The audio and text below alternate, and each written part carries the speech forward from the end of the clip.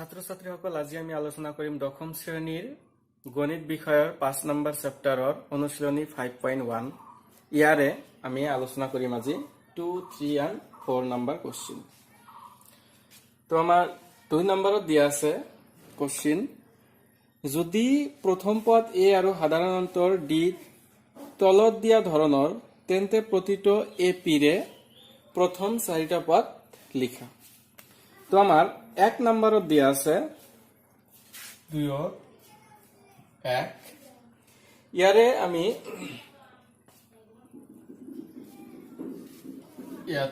Direct লিখিলাম যে ইয়াত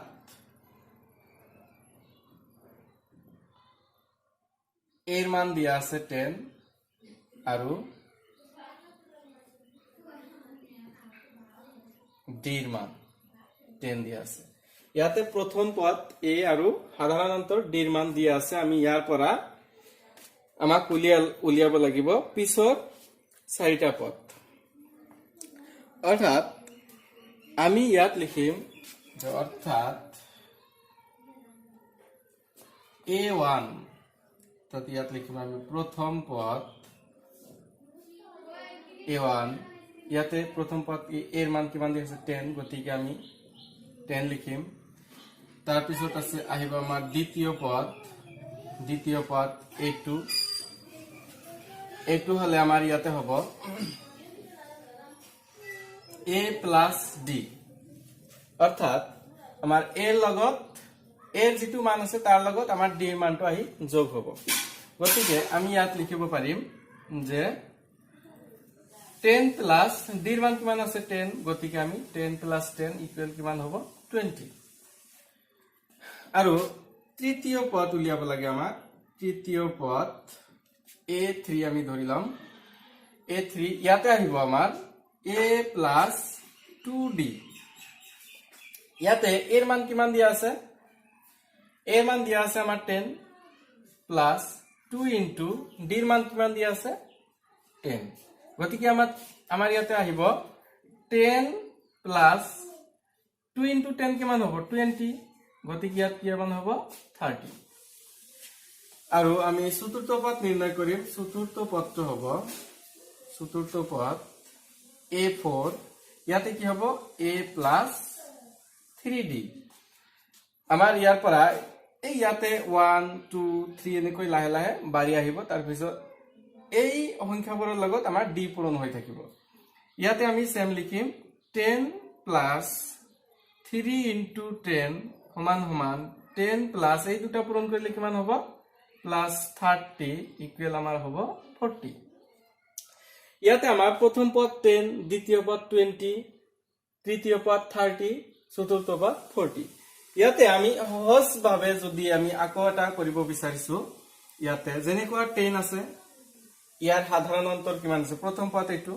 সাধাৰণ অন্তৰ দিয়া আছে 10 গতিকে এই 10 ৰ লগত এই 10 যোগ কৰিলে কিমান হ'ব 20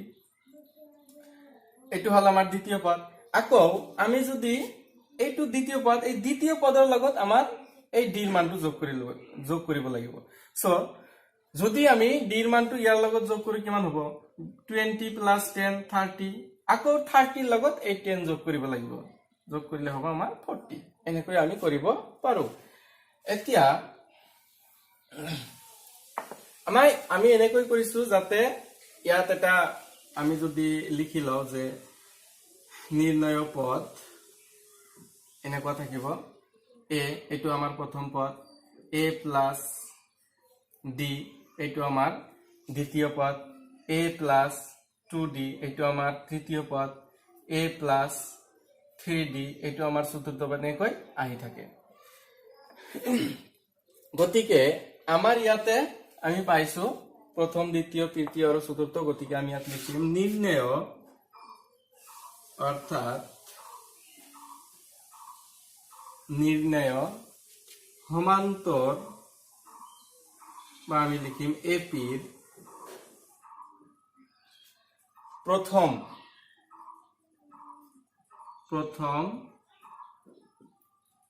4টা পদ হইছে কি কি আছে এটা 10 এটো আৰু আছে 20 এইটো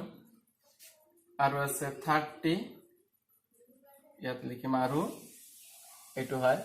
আৰু এটা আছে 40 ইয়াতে লিখিম আমি 40 এইটো হৈ গল এতিয়া আমি ইয়াৰে একেবাৰে 5 নম্বৰ অংকটো কৰিম আৰু বাকিবোৰ তোমালোকে নিজে ঘৰত কৰিবলৈ চেষ্টা কৰিবা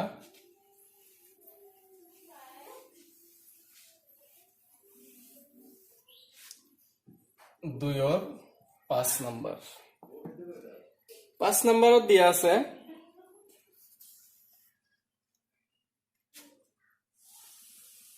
এর মান আমি ইয়াতে ডাইরেক্ট লিখি লও যে ইয়াত এর মান -1.25 আৰু ডির মান দিয়া আছে -0.25 এই দুটা দিয়া আছে এতিয়া আমি লিখিম এতিয়া আমাৰ পদবোৰ নিৰ্ণয় কৰিব লাগিব অৰ্থাৎ আমি লিখিম প্ৰথম পদ আমি ধৰিম a1 এৰ মান কিমান দিয়া আছে এৰ মান দিয়া আছে আমাৰ -1.25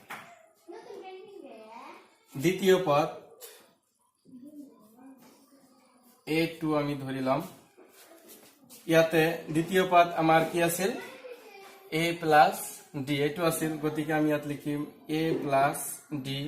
এর মান কিমান আছে -1.25 প্লাস ইয়াতে d এর মান দিয়া আছে -0.25 এতিয়া আমি এই দুটা যদি যেহেতু মাইনাস গতিকে মাইনাস দি পেলাই আমাক যোগ কৰিব লাগিব গতিকে আমি ইয়াত লিখিম যে -1.25 মাইনাস এ প্লাস এ -0.25 এই দুটা যদি আমি যোগ কৰি দিও তেতিয়া হলে মাইনাস টু মাইনাস থাকি যাব ইয়াতে আমি মানটো পাম আমাৰ যোগ কৰিলে কিমান পাম ইয়াতে আমাৰ আহিব -150 -1.50 এইটো হয় তোমালোকে ঘৰত আৰু ভালকৈ যোগ কৰি চাবা আৰু আমি এতিয়া তৃতীয় পদ a3 আমি ধৰিলাম a3 এতিয়া তৃতীয় পদটো উলিয়াবলৈ হলে আমাক কি লাগিব a plus 2d লাগিব অৰ্থাৎ a plus 2d যদি আমি কৰি দিও তেতিয়া হলে আমি ইয়াত পাম এর মান কিমান -1.25 minus plus 2 into minus d এর মান আমার d এর মান এটো আছে -0.25 এতিয়া -1.25 মাইনাস এ প্লাস হবে কি মাইনাস এই দুটা পূরণ কৰিলে হ'ব 0.50 এতিয়া এই দুটা যদি আমি যোগ কৰি দিও তেতিয়া হলে আমি ইয়াত পাম -1.75 এতিয়া আমাৰ চতুৰ্থ পদ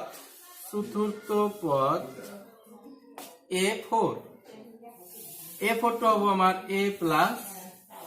3d এর মান দিয়া আছে আমার -1.25 plus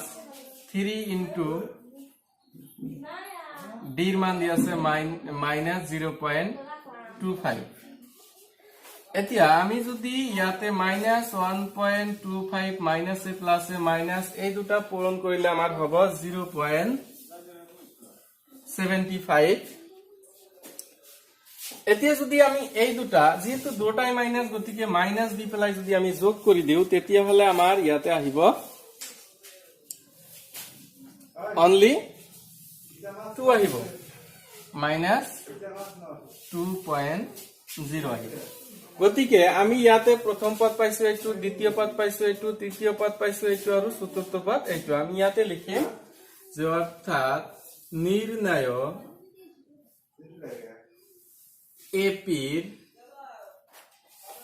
প্ৰথম চাৰিটা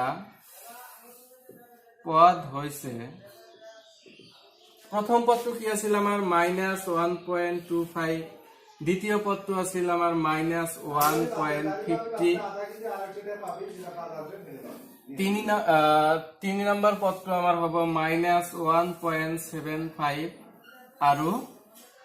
চতুৰ্থ পদটো হ'ব -2.0। আমাৰ 2 নম্বৰটো হৈ গ'ল। 2 নম্বৰত বাকি যিবোৰ বাকি আছে তোমালোকে নিজে ঘৰত কৰিবলৈ চেষ্টা কৰিবা। আমি এতিয়া আলোচনা কৰিম 3 নম্বৰ কোশ্চেনটো। 3 নম্বৰত দিয়া আছে 3 নম্বৰত আমাৰ হ'ব তলত দিয়া সমান্তৰ প্ৰগতিসমূহৰ প্ৰথম পদ আৰু সাধাৰণ অন্তৰ নিৰ্ণয় কৰা। আমাৰ ইয়াতে প্ৰথম পদটো নিৰ্ণয় কৰিব লাগিব আৰু সাধাৰণ অন্তৰ নিৰ্ণয় কৰিব লাগিব। গতিকে আমি ইয়াত লিখিম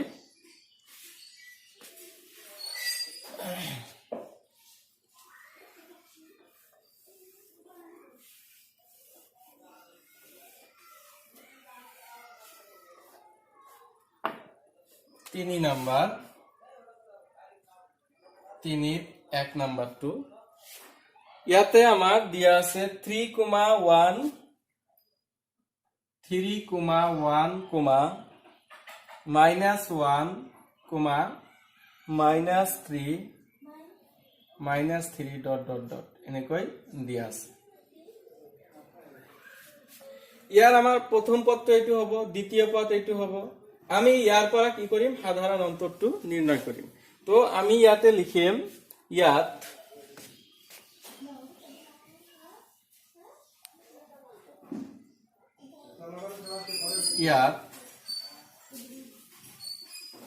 প্রথম পদ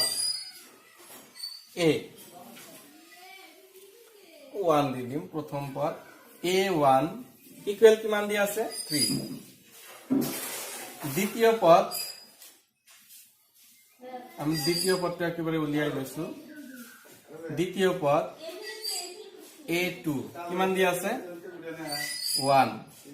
এতিয়া আমি সাধারণ অন্তরটো নির্ণয় কৰিব লাগিব। আমি ইয়াত লিখি অর্থাৎ সাধারণ অন্তর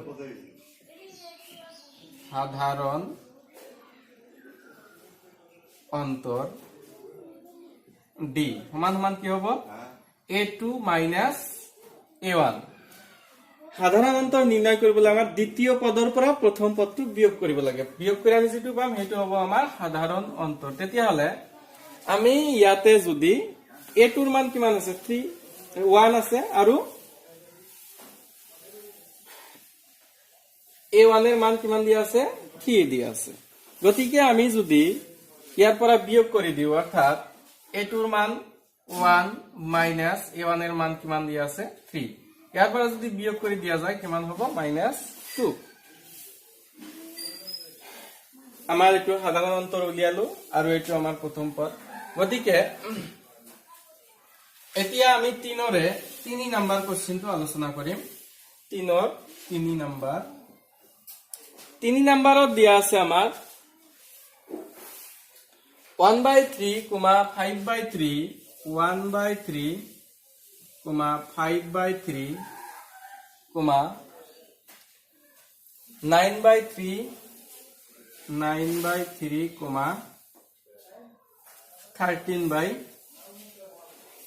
13/3 দিয়া আছে। আমি ইয়াৰ পৰা প্ৰথম পদ আৰু দ্বিতীয় পদ লিখিম। দ্বিতীয় পদৰ পৰা প্ৰথম পদটো বিয়োগ কৰিলে আমি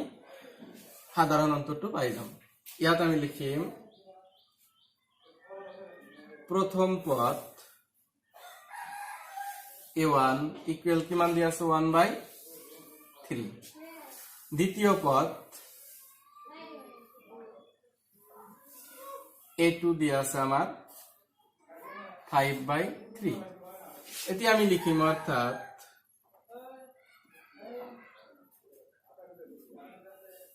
সাধারণ অন্তর d কি হ'ব ইয়াতে a2 মাইনাস a1। ইয়াতে আমি a2 ৰ মান কিমান দি আছে 5/3 মাইনাস a1 ৰ মান কিমান দি আছে 1/3। এতিয়া 3 ইয়াত যদি লসাগু লৈ লও তেতিয়া হলে যেহেতু সদৃশ ভগ্নাংশ গতিকে লব বিলাক বিয়োগ কৰিব লাগিব 5 - 1 অৰ্থাৎ কিমান হ'ব 5 ৰ পৰা 1 গলে 4 তলত আহিব 3 এইটো হ'ব আমাৰ সাধাৰণ অন্তৰ ছাত্ৰ ছাত্ৰী সকল যিবোৰ বাকি আছে তোমালোকে নিজে কৰিবলৈ চেষ্টা কৰিবা এতিয়া আমি আলোচনা কৰিম 4 নম্বৰ কোশ্চেন 4 নম্বৰ কোশ্চেনত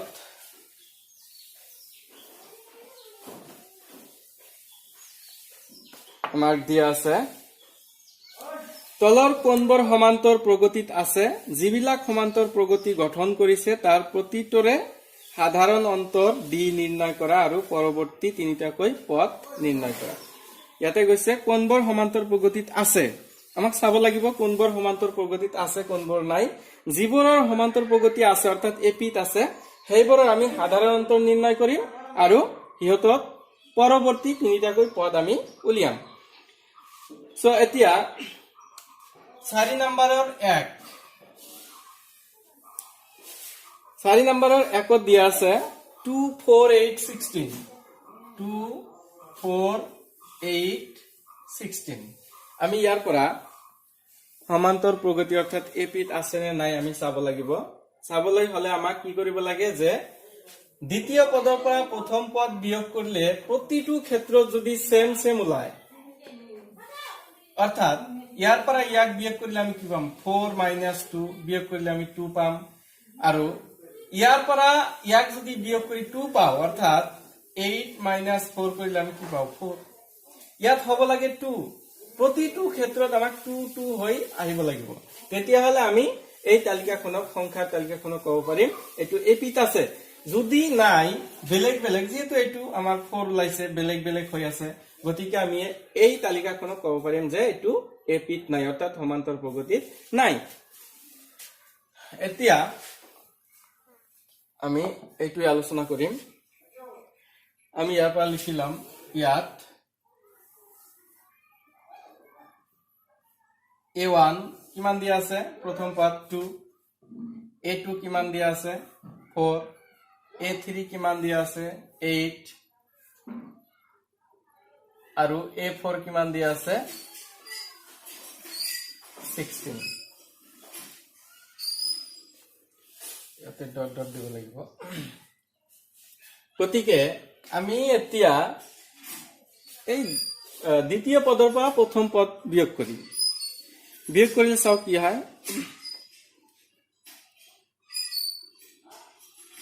এতিয়া সাধাৰণ অন্তৰ আমি নিৰ্ণয় কৰি লওঁ একেবাৰে হৈ যাব আমি ইয়াত লিখিম অৰ্থাৎ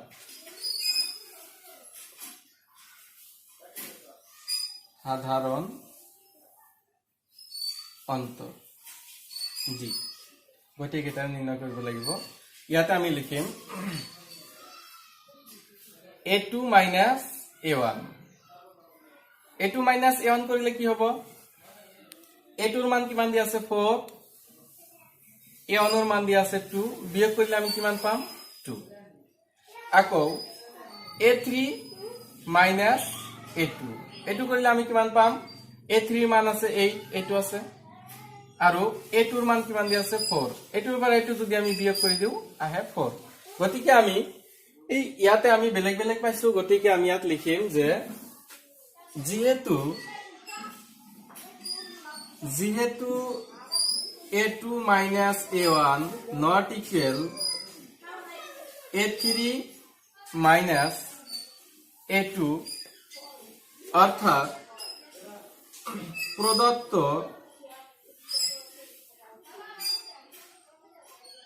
সংখ্যার তালিকায় এপি গঠন নকৰে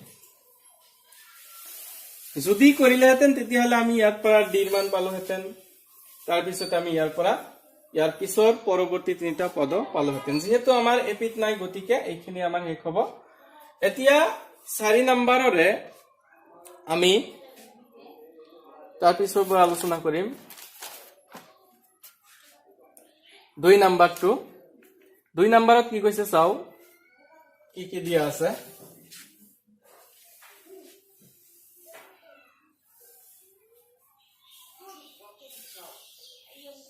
4 2 নম্বৰ 4 2 নম্বৰত দিয়া আছে 2,5/2 2,5/2,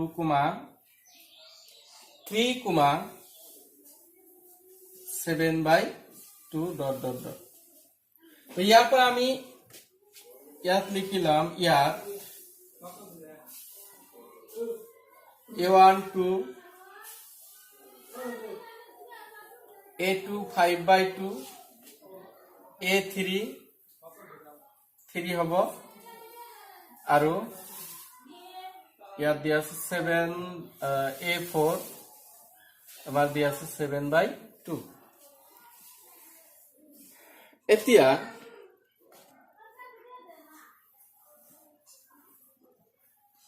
ইয়াত লিখিম so A2 minus A1 আমি ডিফারেন্স বোৰ চাম একে হয় নে নাই। ইয়াতে আছে A2 ৰ মান কিমান দিয়া আছে 5/2 মাইনাস A1 ৰ মান কিমান দিয়া আছে 2। এইটো আমি লসাগু লব লাগিব, লসাগু ললে কিমান হ'ব 5। A2 আৰু A2 পূৰণ কৰিলে কিমান হ'ব মাইনাস 2 2 গুণ 4। 5 ৰ পৰা 4 বিয়োগ কৰিলে 1, ইয়াতে তলত 2 1/2 হল। চাও পিছতো কি হয় A3 minus A2 A3 মান ইয়াতে কিমান দিয়া আছে 3 মাইনাস A2 ৰ মান কিমান দিয়া আছে 5/2। ইয়াতো সেম লসাগু লব লাগিব, লসাগু লৈ এই 2 আৰু 3 পূৰণ কৰিলে কিমান হয় 6 হয়। মাজত কি আছে মাইনাস, ইয়াতে আছে আমাৰ 5। বিয়োগ কৰিলে কিমান হ'ব 6 পৰা 5 গলে 1 আৰু তলত কি হয় 2 থাকে। আমি তাৰ পিছৰ পটটো চাম কি হয় A4 minus A3 A4 ৰ মান কিমান দিয়া আছে 7/2 মাইনাস A3 ৰ মান কিমান দিয়া আছে 5/2।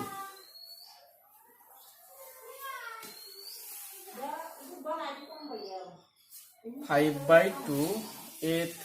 ইয়াতে অকল 3 হ'ব, A3 ৰ মান দিয়া আছে 3। তো গতিকে ইয়াতো সেম আমি লসাগু লৈ লম, ওপৰত কিমান দিয়া আছে 7 2 আৰু 3 পূৰণ কৰিলে মাইনাস কিমান হ'ব 6 হ'ব। 7 ৰ পৰা 6 বাদ দিলে 1 থাকিব, তলত 2।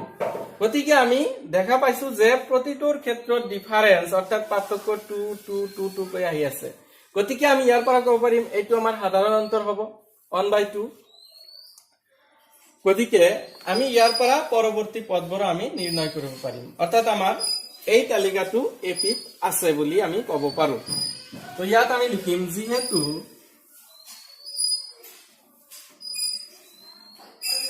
A2 minus A1 equal A3 minus A2 equal A4 minus A3 অর্থাৎ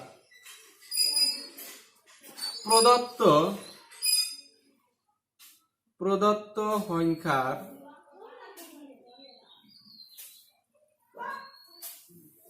তালিকায় এটা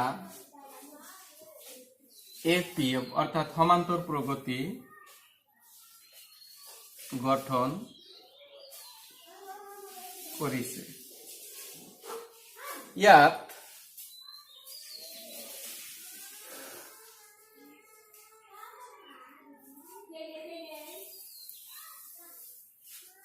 সাধাৰণ অন্তৰ অৰ্থাৎ ডিৰ মান কিমান হ'ব সাধাৰণ অন্তৰ 1/2। সাধাৰণ অন্তৰ আমাৰ আহিব 1/2, ইয়াতে ইকুৱেল লিখিম 1/2। যেহেতু আমি সাধাৰণ অন্তৰ পাইছো গতিকে আমি ইয়াৰ পৰৱৰ্তী তিনিটা পদ আমি নিৰ্ণয় কৰিব পাৰিম। ইয়াতে আমি লিখিম গতিকে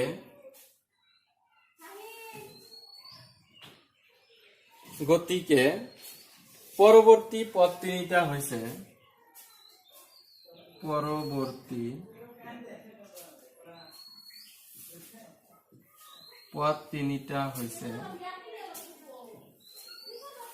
এতিয়া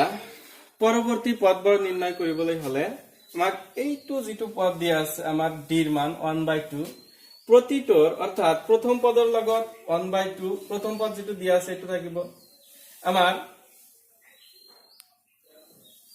লাস্ট পদ যেটো দিয়া আছে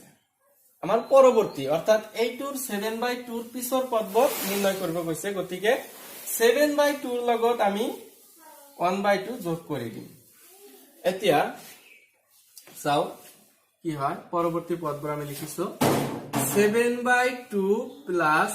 1/2 এইটো যদি আমি যোগ কৰি দিও কি হয় দুই লসাগু হ'ব আমাৰ ইয়াতে হ'ব আমাৰ 7 plus 1 কিমান হ'ব 8 হ'ব ইয়াক হৰণ কৰিলে হ'ব আমাৰ 4 এইটো আমাৰ তাৰ পিছৰ পদটো পাইছো এতিয়া এই 4 ইয়াতে আহিব আমাৰ কমা 4 এতিয়া 4 ৰ পিছৰ পদটো কি হ'ব ইয়াতে আমি 4 ৰ লগত 1/2 যোগ কৰিব লাগিব গতিকে আমি যদি ইয়াতে 4 plus 1/2 যোগ কৰি দিও তেতিয়া হলে ইয়াতে কিমান হ'ব 2 লসাগু হ'ব ইয়াতে হ'ব আমাৰ 4 2 গুণ 8 ইয়াতে আছে 1 তালি হ'ব তেতিয়া হলে ইয়াতে হ'ব 9 9/2 হ'ব ইয়াতে পিছৰ পদটো হ'ব আমাৰ ইয়াতে কমা 9/2 এতিয়া আমি তাৰ পিছৰ পদটো যদি নিৰ্ণয় কৰিব বিচাৰো তেতিয়া হলে আমাৰ এই 9/2 ৰ লগত কি কৰিব লাগিব 1/2 যোগ কৰিব লাগিব এতিয়া আৰু 9/2 plus 1/2 কৰিলে আমি ইয়াৰ পিছৰ পদটো পাম ইয়াতো সেম লসাগু লব লাগিব যেহেতু স্বাদেশ ভগ্নাংশ ওপৰত দুটা যোগ কৰিব লাগিব যোগ কৰিলে 9 plus 1 10 হ'ব ভাগ কৰিলে হ'ব 5 অৰ্থাৎ পিছৰ পদটো হ'ব আমাৰ ইয়াতে 5 আমি ইয়াতে লিখি দিছো একেবাৰে গতিকে পৰৱৰ্তী পদ তিনিটা হৈছে এটা হ'ব আমাৰ 4 এটা হ'ব 9/2 আৰু এটা 5 ছাত্ৰ ছাত্ৰীসকল এতিয়া আমি 4 ৰে আৰু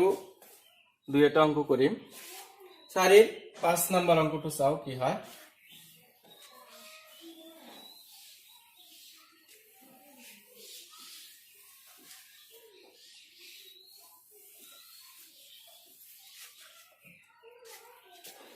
চাৰিৰ 5 নম্বৰত দিয়া আছে 4ৰ 5 নম্বৰ 4ৰ 5 নম্বৰত দিয়া আছে 3,3 plus √2 3 plus 2√2 3 plus 3√2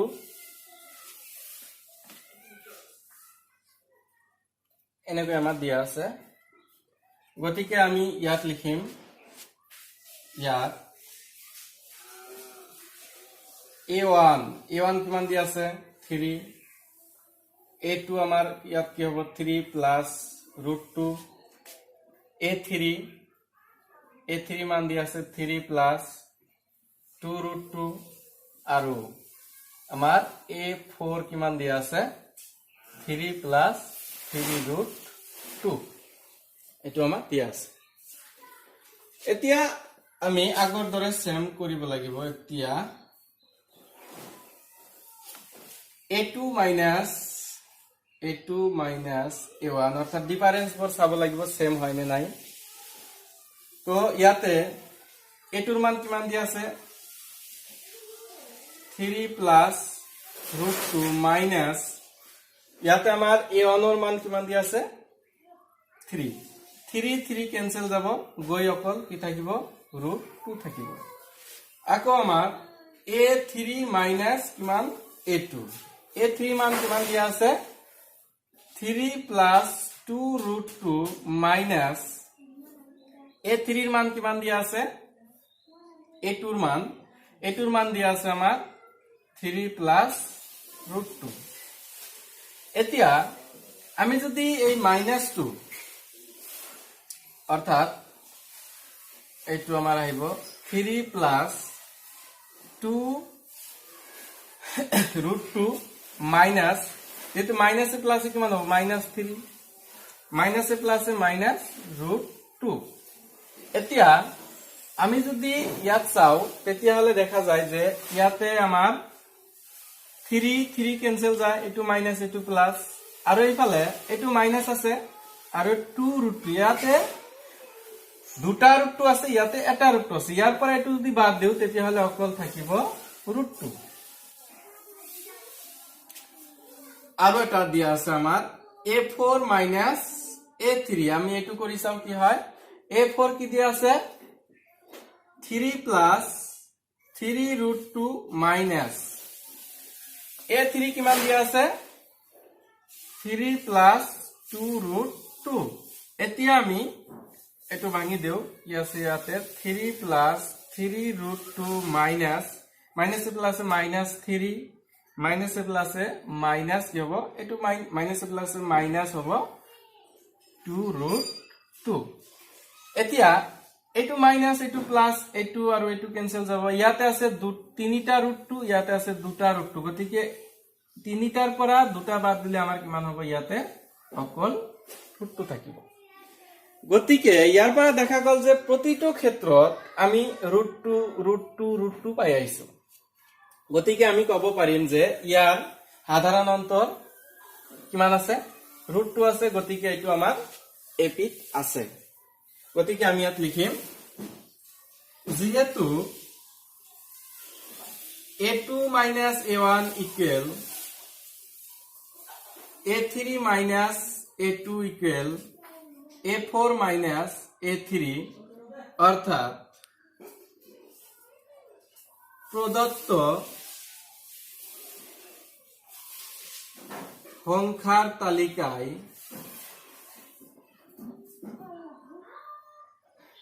একটা এপি গঠন করেছে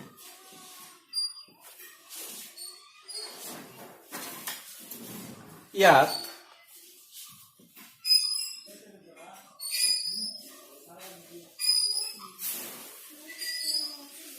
সাধারণ অন্তর ডি ইকুয়াল কিমান হৈছে আমাৰ √2 গতিকে পৰৱৰ্তী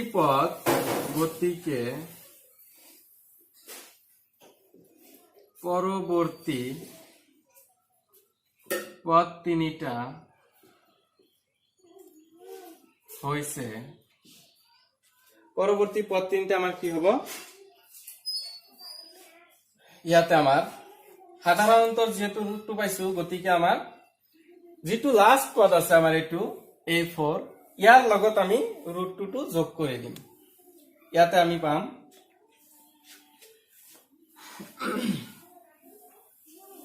কিমান দিয়া আছে আমাৰ 3 প্লাস 3√2 প্লাস আমাৰ সাধাৰণ অন্তৰ এটো আমাৰ সাধাৰণ অন্তৰ 2 এতিয়া যদি যোগ কৰি দিলে আমাৰ ইয়াতে কি আহে 3 তো থাকিব ইয়াতে 3√2 ইয়াতে অকল √2 তেতিয়া হলে তিনিটা √2 আৰু এটা √2 কিমান হ'ব প্লাস 4√2 এতিয়া আমি তাৰ পিছৰ পদটো আমি কিমান পাইছো 3 প্লাস 4√2 এটো পাইছো গতিকে আমি ইয়াৰ লগত আকৌ এই √2 যোগ কৰি আমি তাৰ পিছৰ পদটো পাম গতিকে আমি ইয়াত লিখিম 3 প্লাস 4√2 প্লাস √2 কিমান হ'ব এটো আমাৰ যোগ কৰিলে হ'ব 3 প্লাস 4টা √2 আৰু এটা √2 যোগ কৰিলে আমাৰ ইয়াত হ'ব 5√2 এতিয়া আমি এইটোৰ লগত √2 যোগ কৰি আমি তাৰ পিছৰ পদটো পাম গতিকে আমি ইয়াত লিখিম 3 প্লাস 5√2 প্লাস √2 ইকুয়াল ইয়াতে আমি পাম 3 প্লাস এই ইয়াতে আছে 5√2 ইয়াতে আছে √2 দুটা যোগ কৰিলে আমাৰ ইয়াত পাম 6√2 একেটা আমাৰ হল নিৰ্ণয় কৰিবলগীয়া পদ তিনিটা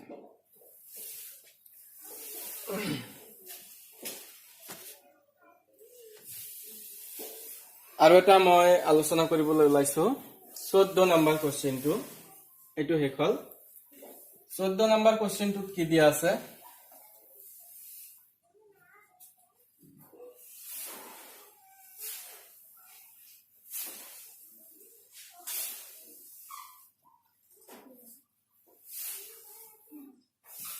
14 নম্বৰ 14 নম্বৰত দিয়া আছে 1 square, 3 square, 1 square, 3 square, 5 square, 7 square dot dot dot দিয়া আছে। আমি ইয়াৰ পৰা লিখিলাম ইয়াত a1 কিমান দিয়া আছে 1 স্কয়াৰ, a2 কিমান দিয়া আছে 3 স্কয়াৰ, a3 কিমান দিয়া আছে 5 স্কয়াৰ, ইয়াতে আমাৰ a4 কিমান দিয়া আছে 7 স্কয়াৰ। এতিয়া আমি আগৰ দৰে কৰিম। এতিয়া a2 minus a1, a2 ৰ মান কিমান দিয়া আছে 3 স্কয়াৰ minus a1 ৰ মান দিয়া আছে 1 স্কয়াৰ, ইয়াতে 3 কি স্কয়াৰ কৰিলে হয় 9, ইয়াতে minus 1 কি স্কয়াৰ কৰিলে 1, ইয়াতে হ'ব 8। আকৌ আমি a3 minus a2, a3 ৰ মান কিমান দিয়া আছে ইয়াতে 5 স্কয়াৰ,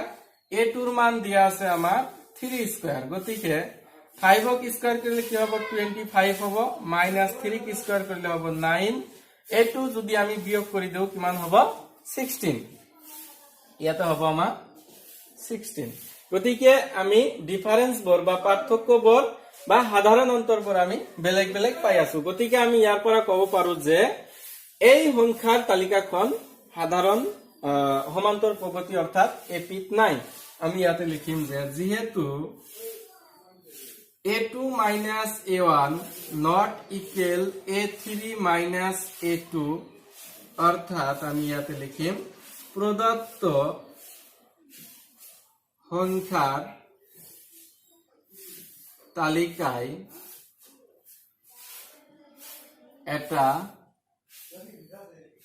এপি গঠন নকৰে। গতিকে আমি ইয়াৰ পৰা সাধাৰণ অন্তৰ নাপাম আৰু পৰৱৰ্তী পদ তিনিটাও নাপাও। ছাত্ৰ ছাত্ৰীসকল আৰু যিবোৰ বাকি আছে তোমালোকে নিজে ঘৰত কৰিবলৈ চেষ্টা কৰিবা। আজিৰ কাৰণে এইখিনিয়ে, তোমালোকে নিজে ঘৰত কৰি নিজে নিজে প্ৰেক্টিচ কৰিবলৈ চেষ্টা কৰিবা।